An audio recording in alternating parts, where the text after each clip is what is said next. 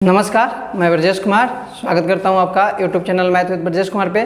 तो चलिए फिर नए प्रश्न को हम लोग शुरू करते हैं। प्रश्न है, ये भी 2021 में पूछा गया है कि किसी शंकु के आधार की त्रिज्या 7 सेंटीमीटर है एवं इसकी ऊंचाई 14 सेंटीमीटर है, तो इसके वक्र पृष्ठ का क्षेत्रफल क्या होगा। ध्यान देंगे, कोई शंकु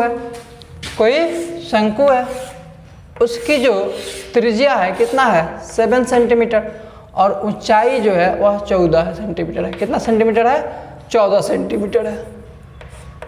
तो हमें इस शंकु के वक्र पृष्ठ का क्षेत्रफल ज्ञात करना है। क्या करना है? शंकु के वक्र पृष्ठ का क्षेत्रफल ज्ञात करना है। तो ध्यान दीजिए, अब हमें क्या क्या दिया है बताइए। त्रिज्या कितना है 7 और ऊंचाई को h से डिनोट कर देते हैं। कितना दिया हुआ है? 14 दिया हुआ है।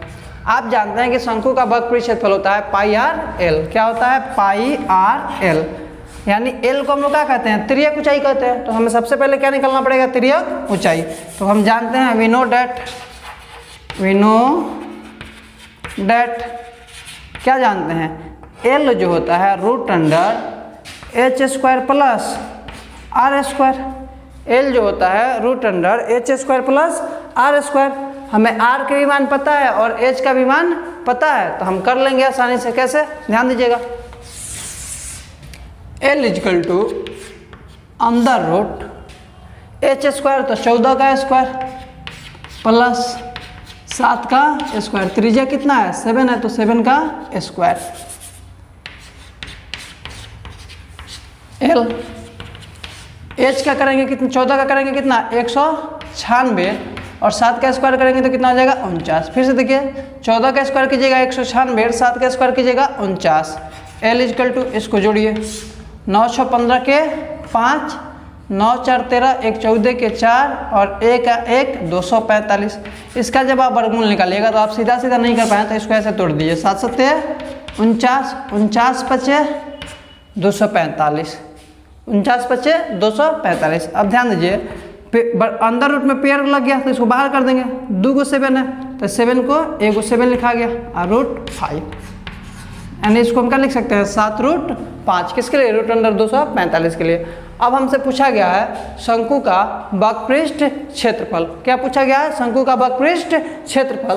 तो हम जानते हैं कि शंकु का जो वक्र पृष्ठ क्षेत्रफल होता है, क्या चीज? शंकु का जो वक्र पृष्ठ क्षेत्रफल होता है वह क्या होता है? पाई आर एल। याद रखेंगे, शंकु का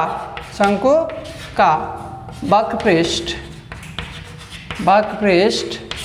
क्षेत्रफल, शंकु का वक्र पृष्ठ क्षेत्रफल जो होता है क्या होता है? पाई आर एल। पाई आर एल। पाई के लिए क्या लिखना है? 22/7। आर कितना दिया है? 7। एल कितना दिया है? 7 रूट 5। एल कितना है हमारे लिए? 7 रूट 5।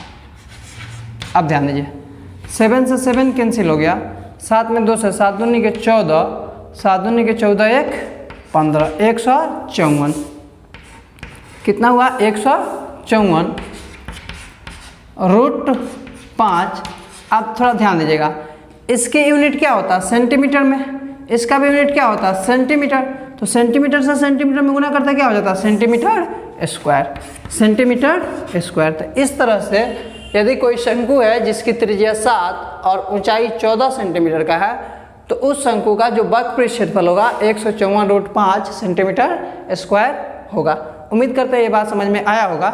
चलिए इसके बाद एक और प्रश्न को हम लोग लेते हैं। प्रश्न है, किसी बेलन के वक्र पृष्ठ का क्षेत्रफल 1760 सेंटीमीटर स्क्वायर है। किसी बेलन के वक्र पृष्ठ का क्षेत्रफल 1760 सेंटीमीटर स्क्वायर है। इसके आधार की त्रिज्या 14 सेंटीमीटर है, तो बेलन की ऊंचाई ज्ञात करना है। आइए इस प्रश्न को भी किया जाए। उम्मीद करते हैं आपको ऑडियो भी बिल्कुल क्लियर होगा और दिखाई भी बहुत अच्छे से दे रहा होगा, और साथ ही साथ आप नोट्स भी अपना बना रहे होंगे। ये सारे प्रश्न बाबू आपको करने होंगे, ऐसा ही प्रश्न आपके एग्जाम में पूछा जाता है और इस बार आपको सबसे बेहतर अंक लाने हैं, इस प्रयास में रहना है आपको। तो चलिए, एक बेलन है,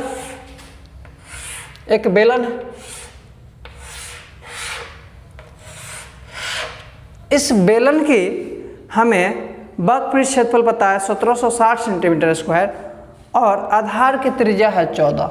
आधार की त्रिज्या कितना है बाबू? 14। तो जब आधार की त्रिज्या है उतना ही हमारा शीर्ष का भी इसका होगा, क्योंकि दोनों का है सेम है, वृत्तकार भाग जो का है सेम है।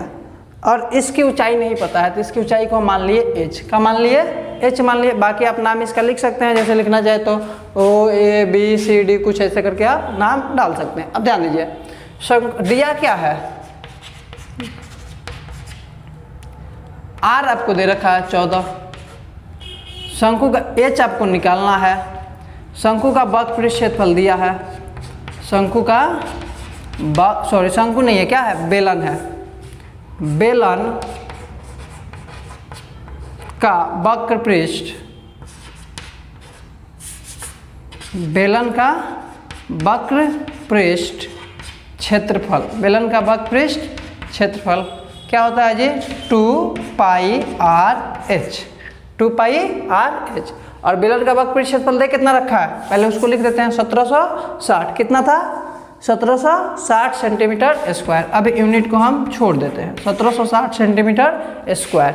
अब ध्यान दीजिएगा, बेलन का वक्र क्षेत्रफल क्या होता है? 2πRh equal to 1760, 1760। अब ध्यान दीजिए, 2 पाई के मान 22/7, आर का मान 14 इंटू हाइट बताना है इक्वल टू 1760, 1760। अब बाकी कुछ नहीं, आप इसको कैंसिल कर दीजिए। 2 से 7 से कट गया 2 बार में, 11 से ये कटेगा, 11 दूनी 22, 11 एकम 11, 6 बचा, 11 चक 66, 0। अब इसको 2 दूनी के 4, 4 दूनी के 8, इसको अगर हम गुना करें तो क्या हो जाएगा? 8h equal to 160। इसको कटा दीजिए 20 बार में, 8 दूनी के 16, 0। तो h का मान 20। सारा मात्रा किस में दिया हुआ था? सेंटीमीटर में। किस में दिया हुआ था? सेंटीमीटर। किस में था? सेंटीमीटर स्क्वायर था। क्षेत्रफल का मात्रा था सेंटीमीटर स्क्वायर। तो हमारा हाइट किस में हो जाएगा? सेंटीमीटर में। तो इस तरह से इस बेलन की ऊंचाई कितना हुआ? 20 सेंटीमीटर। हमें उम्मीद है कि आज की इस वीडियो में आपको ये दोनों प्रश्न काफ़ी अच्छे तरीके से समझ में आए होंगे।